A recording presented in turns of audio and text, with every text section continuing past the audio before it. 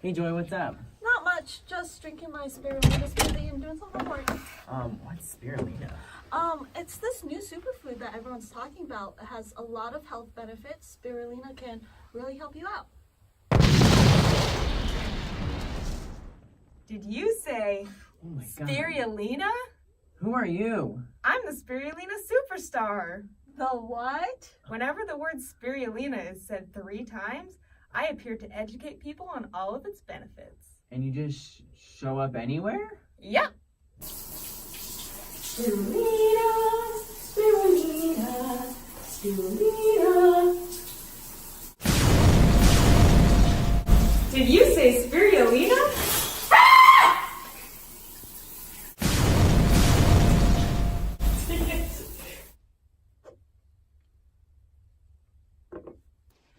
Spirulina is a cyanobacterium that is named after its spiral-shaped filaments. Well, really, it's a dried-out version of a bacterium called Arthrospira plantensis, which is a blue-green algae found in salt and fresh water. And people drink that? People have actually known about spirulina for a while. Even the Aztecs ate it. It's been a ton of toxicological studies that have proved that it's safe to eat, and if thousands of years of people wasn't enough to prove that already. Yeah, it's also used by NASA as a dietary supplement for its astronauts. And it's also sold in all sorts of health food in grocery stores for its high nutrient content. How did I not know about this before? What nutrients is it high in? It has a ton of protein, but it also has a bunch of other vitamins too, like B12 and provitamin A, as well as minerals like iron. It also has phenolic acids, tocopherols, and gamma-linolenic acid. These are made easily digestible because spirulina doesn't have the cellulose walls like most veggies, which is difficult for you humans to digest. What do you mean, us humans? Wow, you know a lot about spirulina. I'm glad you could tell my friend Gavin here all about it. I've been chugging this smoothie all day to help with these awful spring allergies.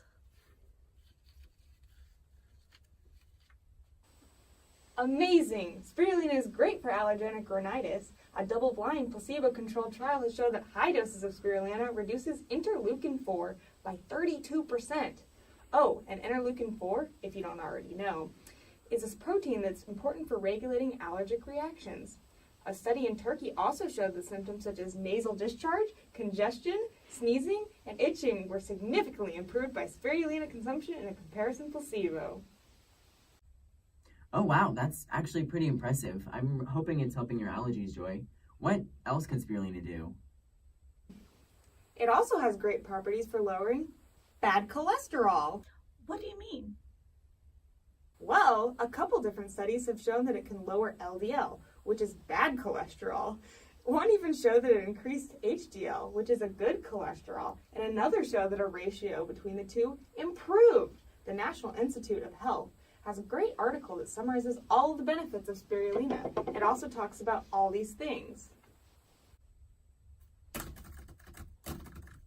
Actually, I just found the article and it says only one study showed a decrease in bad cholesterol, but not an increase in good. And the studies you talked about were really small, so it's kind of hard to count them as real evidence. The results do look promising though. They just need to do more studies. What else can spirulina do? Well, Gavin, I actually read on Healthline that it can actually lower blood pressure. Yeah, a study from 2018 showed that regularly having spirulina can significantly decrease your blood pressure. That study was also really big, so hopefully that will satisfy you, Gavin. But most importantly, spirulina has anti-cancer properties. One study mentioned in the NIH article found that 45% of people had complete regression of leukoplakia after taking spirulina for 1 year.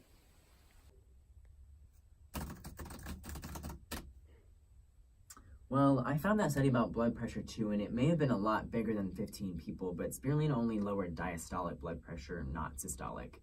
Let me keep reading. And it looks like that anti-cancer study wasn't randomized or blinded, which makes it pretty doubtful in the scientific community. And besides, if I'm reading this correctly, leukoplegia is white lumps that people get in their mouths from smoking or drinking too much, but the lumps are early indicators of cancer, not necessarily cancers themselves. So I don't even know what you're talking about at this point. Wait, So you mean this won't actually help with anything? Wait, I mean, don't be disappointed. It can still help with your allergies, and the antiviral properties actually seem pretty promising, even though it's only done in test tubes. Yeah, that sounds right. All right, thanks. Yeah, and just because this guy Gavin over here doesn't think there's enough human trials yet, doesn't mean all these properties won't be proven someday. And besides, even if you need to feed or colorize fish, spirulina is totally your go. Plus, if you're ever interested in genetic engineering, enzymes from spirulina are good for that too. Okay, that does seem pretty cool, I guess. Yeah.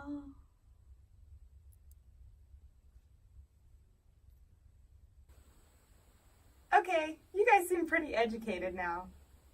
Bye!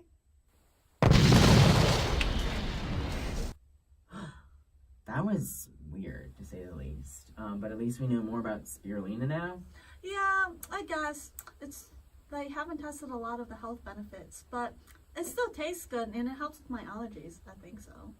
Yep, that good old placebo effect. What did you say, Gavin? Nothing, just that I'm happy that it's helping with your allergies. They just need to do more tests, but I'm not gonna say it. That algae seems promising.